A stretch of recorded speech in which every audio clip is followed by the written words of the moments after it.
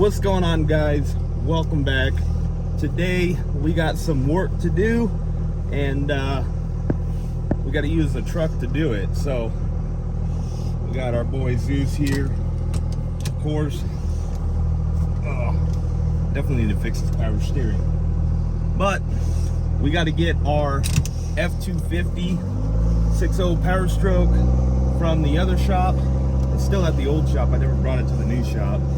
So we're gonna head to the new shop first and get the trailer, and then we'll head up to the, or actually no, I'm sorry. We gotta head to the new shop and get the hitch and the key to the old shop, because the trailer's at the old shop still. So anyway, I thought it would be a good opportunity to kind of show you guys what it's like to drive a 1700 horsepower truck on a daily.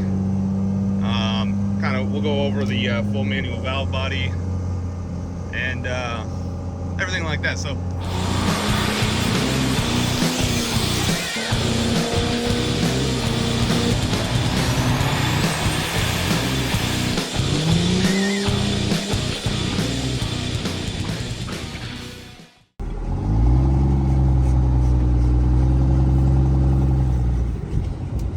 and we're here. Definitely a weird feeling showing up here. Look at that. I already took down our signs and everything ready to go. I got to get them put into the new shop still, but look at, he remembers. He knows where we are, huh? Bro, come on. Yeah, I forgot. I locked this front gate, so now we got to hop over. Getting too old for this. Let me tell you, this is not a jumping over 8-foot walls body.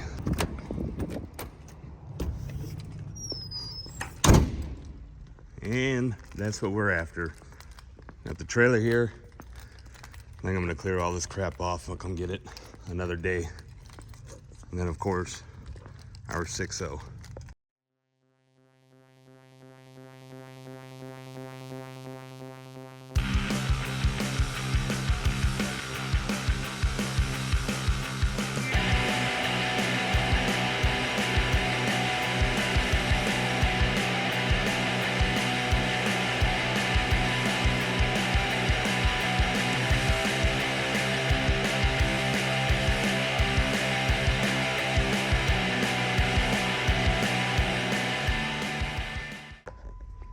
All right, so yeah, all that stuff is our air system, basically. It used to go up and over. Obviously we took it out, it's ours, so need to take it to the new shop. But that's some other time's problem. We got the truck loaded up with the trailer. Only thing I'm worried about is these tires. I didn't think about it. Obviously these are drag radials and not towing tires, but we're only doing a little bit and going a few miles, so I'm not too worried. Now, hopefully we have the winch controller for the winch. Should have thought about that too. All right, good. Goody, good. Let me tell you, having a trailer with a winch on it, 10 out of 10 do recommend. Hopefully that battery's charged.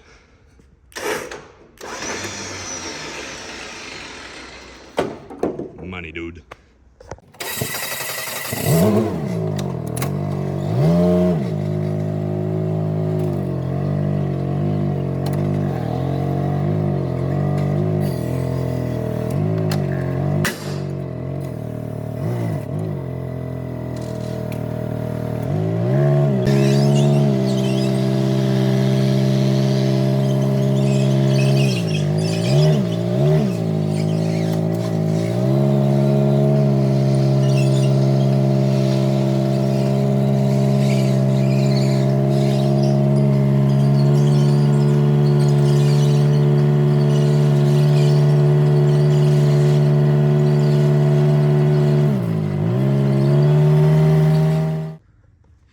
right, so we're gonna see how this goes. I didn't think about how difficult it might be with just one person to do this, so I'm gonna put you guys on a little bit of a time lapse and Hope y'all can enjoy my misery a little bit.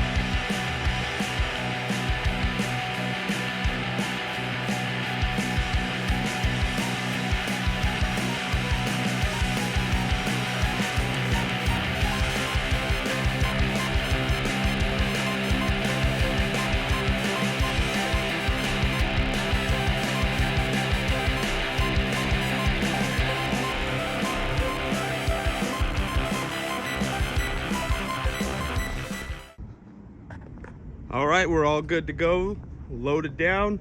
I put her backwards. I wanted to try backwards. Doesn't seem to be loading the truck down too much. It's in a valley, so that's why it looks like it's nose high, but yep, got her strapped down with these nice speed straps. These are the ones that I like using. I like to strap down to the axle, do an X pattern. I don't like strapping to the body or the frame where it'll be moving with the suspension. So let's see how she does. We gotta lock up the shop and find where Zeus is, and we'll head on out. All right, so I figure I'll take this time out before we head out on the road to show you guys the deal with the full manual valve body. So I get a lot of questions. People ask, what's it like to daily drive with a full manual valve body? What, things like that. Honestly, you get used to it. It's much like a standard, manual vehicle. You just kind of get used to it once you learn the ins and outs. I like it. You get the fun and the drivability and the control of a manual, but you get the benefits of an automatic, like the speed of the shift. Automatic, it clicks into gears in the next gear. So that's why I like it. That's why I chose it. Now the way it works is pretty simple. So I'm running the B&M ratchet shifter with the I forget the brand name, but I got this from Gray's Performance. Their button set up for the overdrive and lockup. So basically the way it works, right now it's in park, then you got reverse, neutral, third, second, first. So if you're starting from park, you want to go to first, you're going to go all the way back. Then you grab this lock. You can see there's a little interlock set up here. So basically we're in first gear, we shift to second, and you can see the little lock is now in second, so you can't skip second and go to third.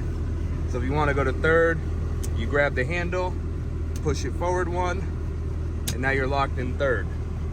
Then when you want fourth gear, the way I have it set up, you can have it set up either button here, but the way I have it is fourth gear is this button with the green light, and then overdrive is going to be this button with the red light.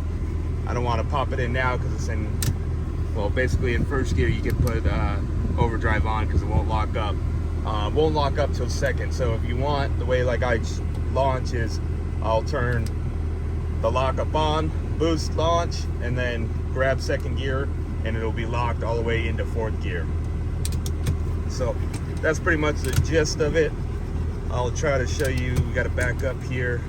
Oh yeah, so the last thing, if you want to go into reverse, you see you got this little lever so you can't accidentally go into reverse while you're going forward. You just grab this and then move forward. Now we're in reverse.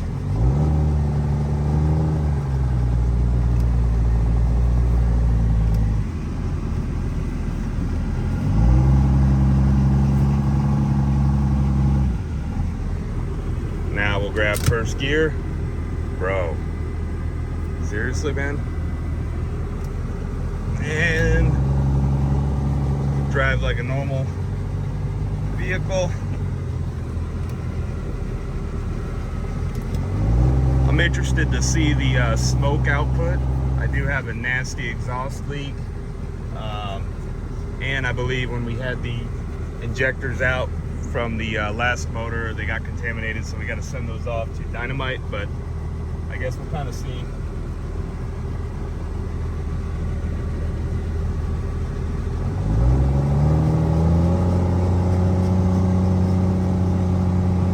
We are loaded down about 10,000 pounds. A lot more smoke than I'd like to see, obviously, but again, given the circumstances, it is what it is. So now we'll grab second gear. We'll get going. We're not pushing it here. I'm not racing. No big deal.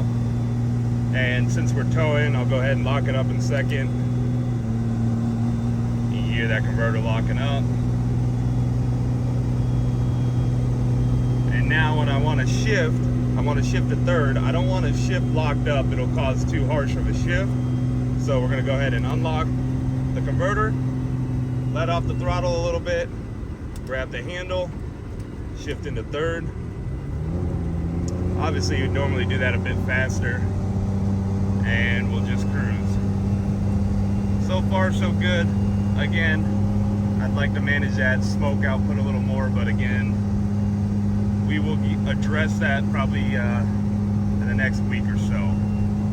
So anyway, we're gonna hit the highway and I'll see you guys back at the shop. So far so good. Just cruising, not trying to race nobody. Mainly worried about the tires, that's all.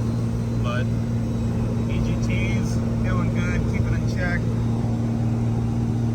I know this isn't crazy weight, you know, it's 10,000 pounds or so, but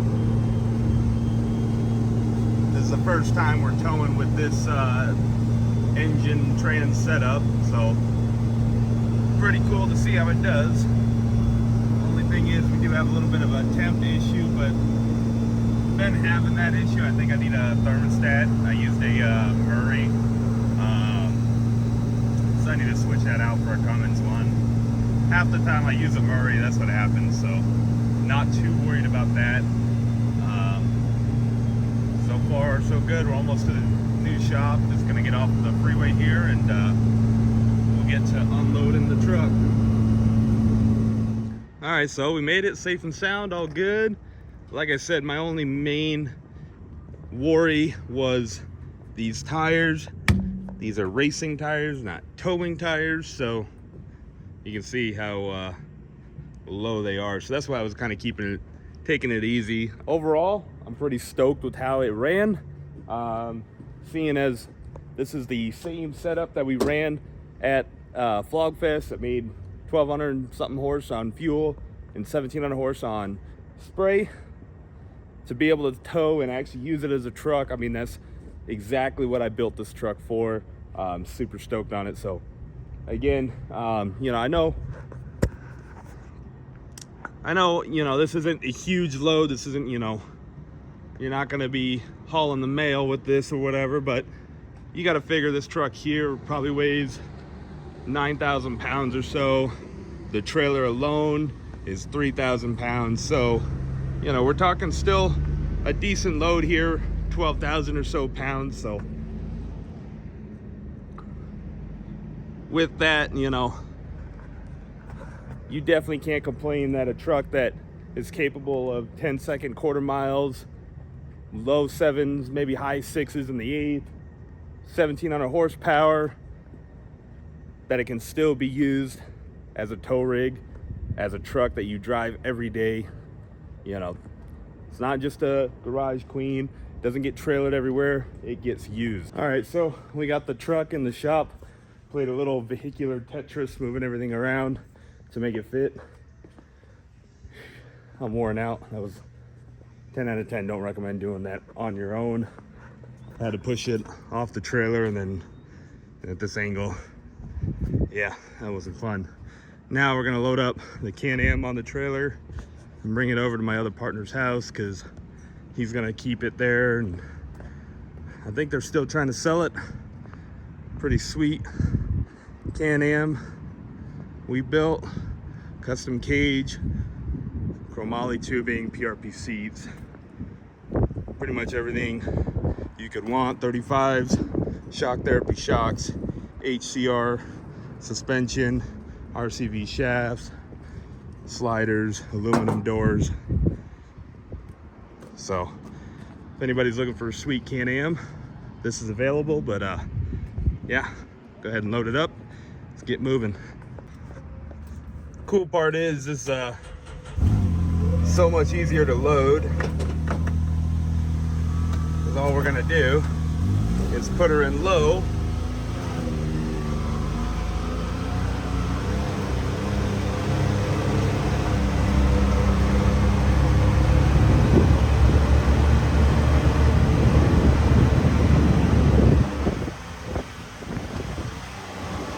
and quite literally drive it right on up.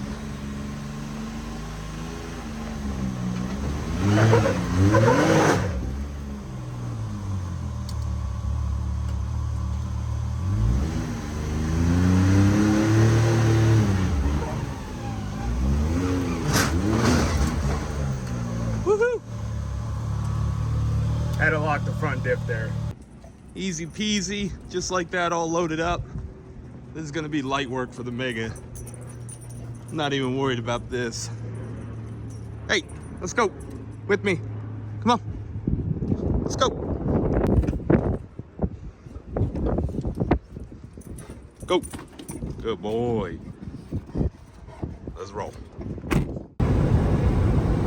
And now for the final topic. We went ahead, dropped off the Razor, or the Can-Am, whatever, is the hood stack. This is another thing I get a lot of questions on. How is it driving with the hood stack? Is it loud? Yeah, it's freaking loud. The exhaust is right there. That being said, it's not as bad as you would think. At least not as bad as I thought. Thought it was just gonna be loud, and right now we're cruising 65 mile an hour. Lugging right now, only doing 1800 RPM, and it's, as you guys can hear, it's pretty decent. So especially for a higher horsepower truck, or a truck like mine right now that's smoking a lot. Really annoying, yes, but it is what it is. But it at least helps get the smoke going up and over. So there's that. But at the end of the day, I just did it because it made mounting the turbos a lot easier, especially now that I moved the turbos. I got to redo the downpipe to make it fit with the full exhaust, and it's cool. I mean, nothing says race truck like the hood stack, so yeah. Anyways, guys, I think that'll wrap it up for this video. Thank you guys for watching. Hope you learned something. Again, this is just me kind of sharing my experience on what it's like to daily drive a vehicle of or truck of this caliber, and to show you guys that you can build something, and if you build it right, it won't just be a trailer queen, a garage queen. You can actually use it to work. This whole project of this truck was meant to be an all-around high horsepower, you know, low 10-second, mid to low 10-second quarter mile, and be able to sled pull eventually, and daily drive and tow, like basically do everything. And that's so far what it's doing. Obviously there's purpose-built trucks that do everything way better. You know, this won't do everything the best, but for what I need it for and what I want it for, it does everything just well enough to do good. So anyways, guys, that's kind of what it's like to daily drive a 1700 horse full manual valve body hood stack Cummins. You've got a little towing in there, a little light towing, a little heavy towing. So yeah, if you guys have any questions, comments, concerns, drop them down below. I'll try to get back with you. If you guys have any suggestions for future videos or anything like that, let me know. And as always, guys, thank you for watching. See you next time.